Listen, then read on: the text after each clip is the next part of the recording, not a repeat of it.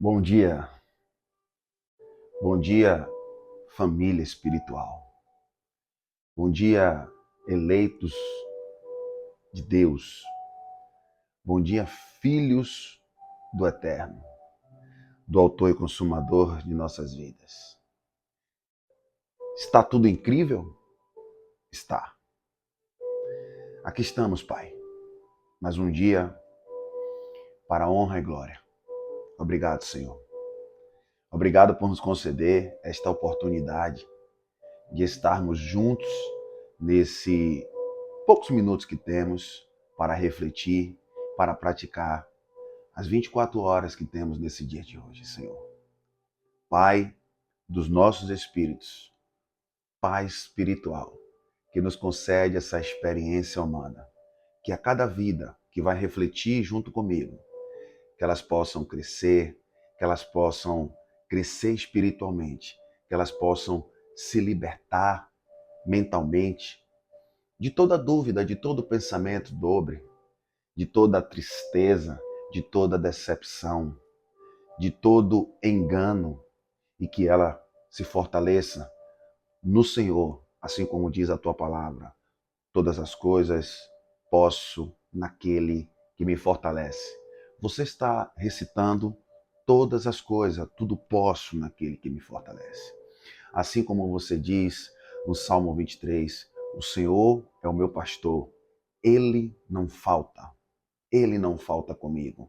Ele me faz caminhar em passos verdejantes, ele me faz entender que no mundo vamos ter aflições, mas temos bom ânimo porque está tudo incrível. Ele disse: tem de bom ânimo, está tudo incrível, eu venci o mundo. Obrigado, Deus. Sabe, todos nós não pensamos igual.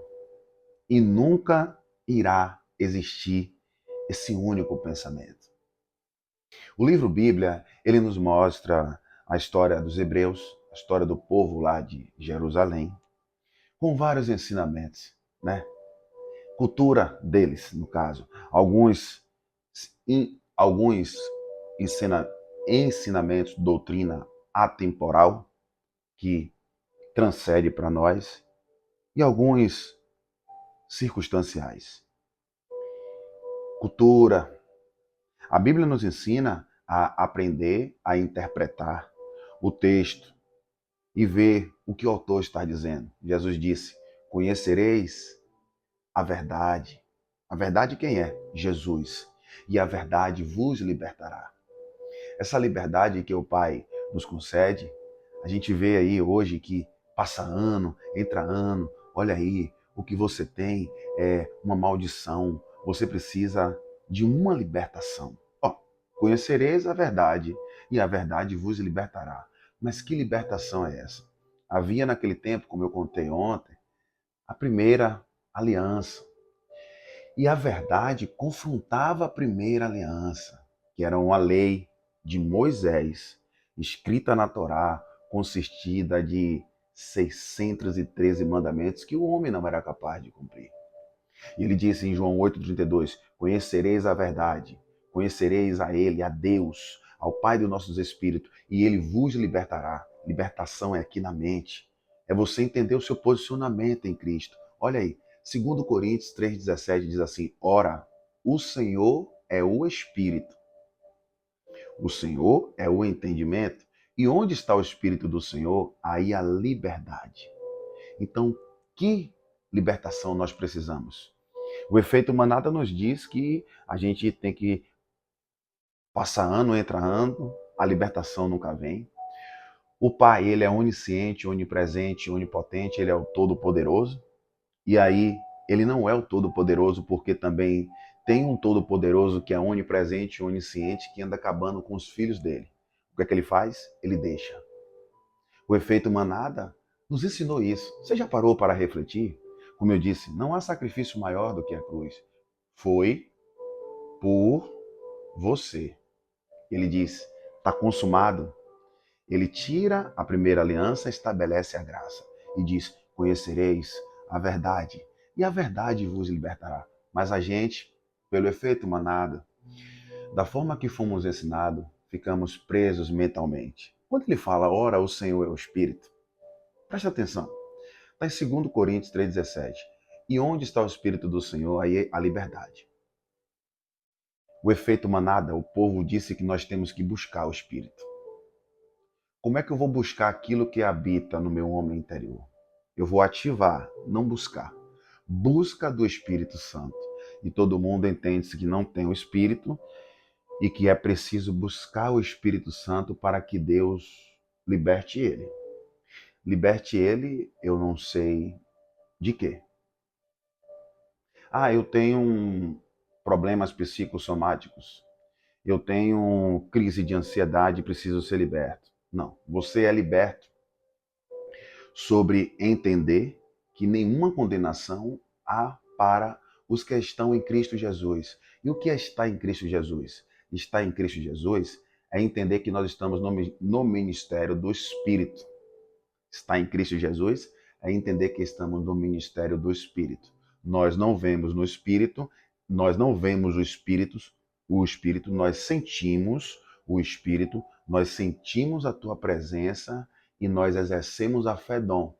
Como ele diz em Hebreus 11:1, ora, a fé é o firme fundamento das coisas que se esperam e prova das coisas que não se vê. Essa é a clareza saindo do efeito manada quando Jesus diz, conhecereis a verdade vos libertará. Ele diz lá em Gálatas 5:1, ele diz também, ora, foi para a liberdade que Cristo nos libertou, não nos libertará.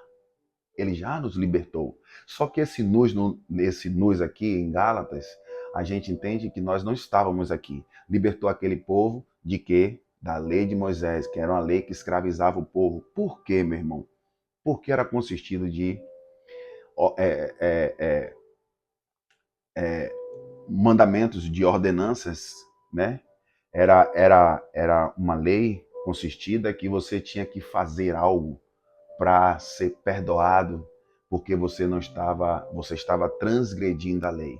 Por isso que ele fala, você está em pecado. Aquele povo todo estava em pecado. Pecado que transgredindo a lei que consistia de mandamentos e ordenanças que o homem não era capaz de cumprir. E você se justificava exteriormente, ou seja, tinha sacrifícios, tinha o jejum, tinha o dízimo que não era dinheiro e era alimento. Tudo isso era oriundo da lei de Moisés. Que quando Cristo diz, está consumado, ele tira o primeiro e estabelece o segundo. Sabe? É tão bom você não ser o efeito manada. Eu trago isso no campo religioso, mas também você não pode ser o efeito manada no seu trabalho. Você não pode ser o efeito manada porque toda a família tem uma maldição e aí o meu pai teve um problema com a minha mãe, ou o meu tio, Sandro também está tendo. Não, mano. Que Deus é esse que tem algo com um parente, né, no caso, com um familiar seu, você também vai ter porque todo mundo da família é assim? Não. Você simplesmente viveu aquilo você tá dentro daquela ambiência e você está deixando se levar por aquilo. Não é porque na geração da minha mãe foi de um jeito, eu tenho que seguir aquilo que não foi legal, né? Entre a minha mãe e meu pai, entre meus tios, entre meus avós. Aí eu tenho que seguir porque todo mundo. Não. Eu vou seguir o que é bom. Eu não posso ser um efeito manada nesse quesito, sabe? Outro exemplo do efeito manada. Os pais, o que é que eles fazem? Eles não conseguem aquilo, né? No caso, um sonho, eles depositam para o filho. O filho tem um sonho de ser jogador de futebol. Eles não, você vai ser engenheiro químico. E aí imputa aquilo no garoto, na garota. O menino e a menina crescem, né? Com aquilo que não está verdadeiramente na tua vontade. E o efeito manada, né? No caso, não, meu pai disse que tem que ser. Eu não fui, você vai ser. E acaba acontecendo as coisas que estão aí. Ansiosos, depressivos, né? Muitas vezes está exercendo uma profissão que não é a sua vontade, não é que você não vai abraçar as oportunidades, né? Mas você vai fazer aquilo que você gosta, por mais que você tente outra opção. Mas você precisa fazer aquilo que você gosta. Então esse é o efeito manada, que a gente muitas vezes é levado no campo religioso e é levado no campo secular, no dia a dia, nas experiências familiares, sabe? Analise, se posicione, não brigando, né? Mas eu vou fazer o que eu gosto. O senhor, a senhora, teve esse desejo, mas eu não vou fazer isso. Eu vou fazer o que eu gosto. Eu tenho que fazer aquilo que me apraz dentro daquilo que eu estou vendo, mesmo que eu quebre a cara, mesmo que eu não consiga, ou sei lá, eu preciso tentar. Não, lá na família todo mundo não consegue casar. Pronto. Você já vem criando isso no efeito manada. O que é que vai acontecer com você? Você já vai entrar em um relacionamento vendo um problema. Por que não lhe deram a solução? Assim é, como é que você vai buscar o Espírito se o Espírito foi derramado quando ele disse está consumado? E eles não te dão acesso a isso. A Bíblia está aqui. 1 Coríntios, capítulo 3, versículo 16, diz que é uma pergunta. Paulo, não sabeis que vós, você que está me assistindo, sois o templo de Deus e que o Espírito de Deus habita em vós? Não, eu vou buscar Deus no templo físico. Não, o efeito manada diz que você não vai buscar Deus. Ou diz que você vai buscar Deus. Eu estou lhe dizendo que a gente vai se reunir como igreja. Porque o templo somos nós. Então eu vou me reunir como igreja. Ah, mas o salmista Davi falou assim: alegremos e vamos à casa do Senhor. Bom, vamos analisar? Quando Davi falou que ele estava se alegrando para ir à casa do Senhor, o templo estava de pé? Estava construído? Não. Por quê, irmão? Porque o templo foi construído por Salomão. Então o que é casa do Senhor ali? Jerusalém. Os discípulos perguntam: mestre, tá vendo que templo lindo, luxuoso? Olha aí, ele disse: tá vendo este templo? Eu vou derrubar ele e em 3 dias eu vou construir. O pessoal olhou assim: como é que ele vai construir um templo em 3 dias? Sabe quem é o templo que ele construiu em 3 dias? Vocês. Vamos entender. Vamos lá. Vamos ativar a mente de Cristo. João, 1 João 3, vou ler alguns versos para que nós venhamos nos posicionar, né? Quem luta contra a gente é a carne. O Espírito dá o que é bom e a carne não se converte às coisas de Deus, dá o que é o contrário. Pensamentos negativos, ira, contenda, tudo em excesso ela gosta. E se você não educa ela, ela vai para cima mesmo. E aí você tem que tomar cuidado. 1 João 3, verso 3. Todo aquele que nele tem essa esperança purifica a si mesmo, assim como ele é puro. Nós temos esperança nele, né? Estou falando ali da coroa, mas nele Deus que se fez, Jesus em carne, nós temos esperança nele. E essa esperança purifica a si mesmo. Olha só, nós estamos sendo purificados nesse momento. Mas ele já nos purificou com a lavagem limpa, que é a palavra. Então o efeito manada disse que você tem que se debruçar na água. Presta atenção. Se você vai na água tirar o pecado, né? Aí você diz que sobe o novo homem e fica o velho, né? Daqui a pouco eu vou fazer essa pergunta. Presta atenção. Presta atenção. Todo aquele, olha aí, todo aquele que pratica o pecado transgride a lei. De fato, o pecado é transgressão da lei. Nós estamos na lei de Moisés? Não. Não é a lei civil aí agora, aí não, viu? A lei dos homens. Essa lei é a lei de Moisés. Pecado significa a transgressão da lei. O povo estava debaixo de pecado. João 1,29. Eis ali o Cordeiro de Deus que tira o pecado do mundo. Se eu tiro o pecado do mundo, quem colocou o pecado em nós? Vamos entender isso aqui rapidinho. Vocês sabem, presta atenção, vocês sabem que ele se manifestou para tirar os nossos pecados. E nele não há pecado. Olha a pergunta, ou afirmação. Vocês sabem que ele se manifestou para tirar os nossos pecados. Ele se manifestou para tirar. E nele não há pecado. Bom, quando Jesus se batizou na água, ficou o velho homem e subiu o novo? Que pecado Jesus tinha para que ele se batizasse nas águas e hoje todo mundo vai ali e se batiza na água dizendo que é uma nova criatura? Se nele não tinha pecado. E a história bíblica não mostra também quem batizou João Batista. Morreu com pecado? Bom, vamos entender. Jesus estava no cumprimento da lei, e na lei de Moisés tinha se cumprir um ato simbólico oriundo do judaísmo, que era o lavar. A pessoa tinha pecado que era para a morte, tinha pecado que vinha dentro dessa remissão. Se Jesus está cumprindo a lei, ele teria que mostrar. E ele vem, desce no Rio Jordão, a pomba desce até ele. João diz que ele não é capaz de fazer isso, ele diz por este momento, né? É necessário. E ele foi ali e lavou. O cordeiro, para ser emolado, morto, ele tinha que ser lavado. Observe que Jesus está no cumprimento. Quem é o último cordeiro pascual? Jesus.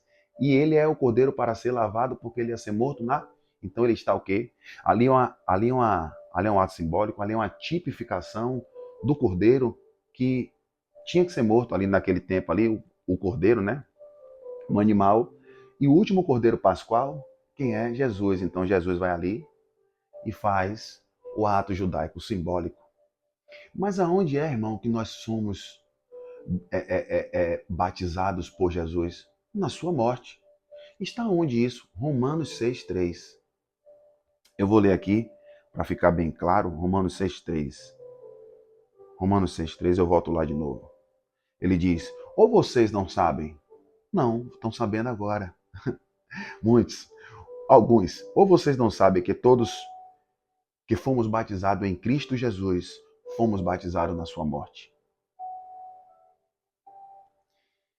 Meu amigo, estou lhe passando uma coisa clara. Efésios 4,5 vai dizer, há um só Senhor, há uma só fé e um só batismo. Não há dois batismos. O efeito manada nos ensinou errado, me ensinou, eu quando vivia, antes de chegar a esse conhecimento, onde eu me reúno agora, no local que eu me reunia, o pessoal foi lá e disse que eu tinha que lavar a carne. E Jesus quebra isso quando ele diz, em João 6,63, ele diz, a carne é fraca, para nada presta. As palavras que eu vos digo são espírito e vida. E você foi batizado na morte de Jesus.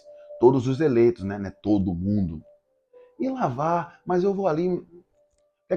O que é que adianta? Você lavou, a pessoa sobe como uma nova criatura e julga outra religião.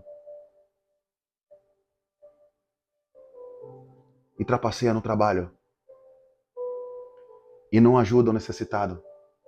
E fica barganhando com Deus porque ele é salvo e aquela pessoa que está ali fora não é. Aí eu peço uma pequena explicação. Nesse momento aqui da cruz, tinha 3 pessoas, não foi? Jesus no meio, um rapaz na direita e outro na esquerda. Eram 2 ladrões. O da direita disse, eu roubei e eu matei, esse homem nada fez. Lembra-te de mim quando estiverem no paraíso. Jesus disse, não, calma, você tem que ir na água, você tem que comer pão com suco, você tem que fazer o jejum, você tem que me dar o dinheiro para ser abençoado, porque eu disse que era para você me dar o dinheiro, e daí eu vou ver se você é salvo. Jesus disse isso? Não. Tá lá. Jesus disse, hoje não. Hoje está na tradução, mas se a gente entender, não é hoje. Jesus disse, estarás comigo no paraíso. Ali está mostrando as 2 sementes, meu amado.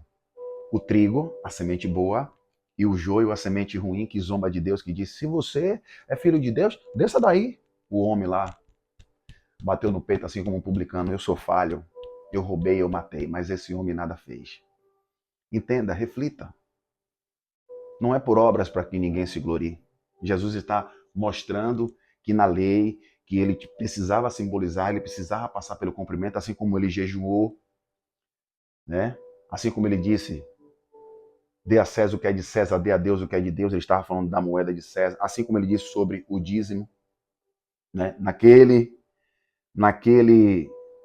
tempo que era alimento. E eu vou finalizar aqui para que o vídeo não fique muito grande, para que vocês assistam, certo? Vamos lá. Mas é da vontade do Pai. Aí ele disse: vocês sabem que ele se manifestou para tirar os nossos pecados. Ah, meu irmão, e quando eu bebo excessivamente, você vai colher, vai ter um problema no fígado. E quando eu faço algo ilícito, você vai colher. E se você ficar fazendo algo ilícito, você pode ser preso ou então quer dizer que se eu matar, no caso, né, roubar, fizer algo, adulterar, outras coisas, Deus não vai me condenar? Não. É uma colheita sua. O que foi que ele disse a Caim? Se fizeres bem, serás aceito.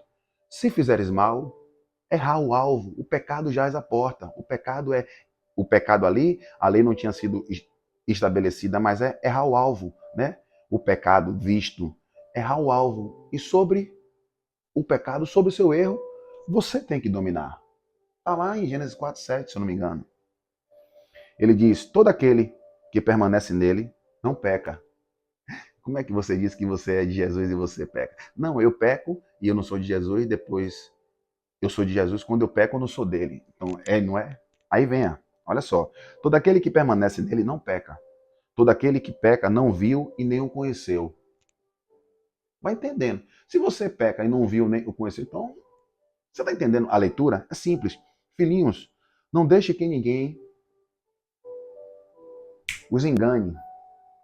Aquele que pratica a justiça, o amor, é justo. Assim como ele é justo. E aí, todo aquele que é nascido, o 9, todo aquele que é nascido de Deus